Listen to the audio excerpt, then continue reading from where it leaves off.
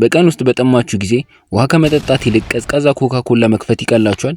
ጣፋጭነቱ የሚያነቃቃ ስሜቱ ውሃን እንድትረሱ ሊያደርግ ይችላል።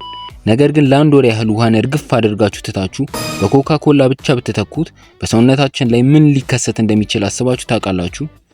ዛሬ የምነግራችሁ ነገር ምናልባት ቀጣዩን ጠርሙስ ከመክፈታችሁ በፊት ደግማችሁ እንድታስቡ ያደርጋችኋል። አንደኛ፣ አንድ መደበኛ የኮካ ኮላ ጠርሙስ ውስጥ እስከ 10 የሻይ ማንኪያ ስኳር ይገኛል። ይህ ማለት በውሃ ፋንታ ኮካን ስትጠጡ ሰውነታችሁ ሊሸከመው ከሚችለው በላይ ስኳር እያጨናነቃችሁት ነው። ይህ ደግሞ በቀጥታ ለክብደት መጨመርና ለሁለተኛው አይነት የስኳር በሽታ ያጋልጣል።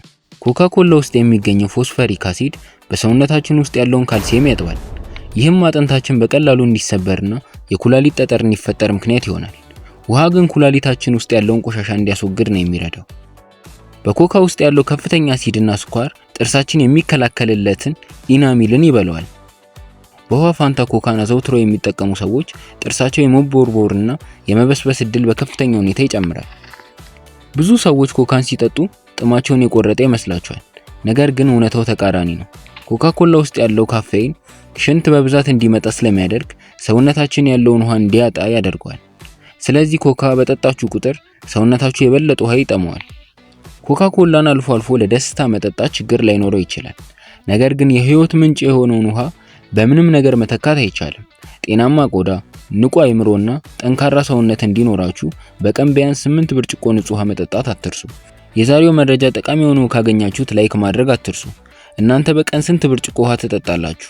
ወይስ አሁንም የኮካ ኮላ አፍቃሪ ናችሁ? አስተያየታችሁን ኮሜንት ላይ አስቀምጡልኝ።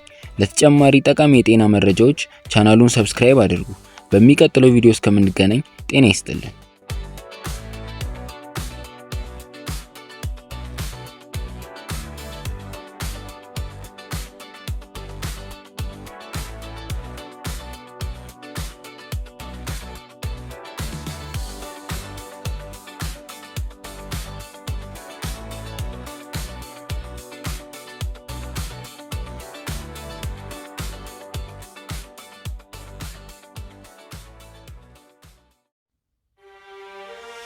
ሰላም ወዳጆች፣ ቻናላችንን እስካሁን ካልተቀላቀሉ ይህንን ጉዞ አብረን እንድንቀጥል እንጋብዛችኋለን።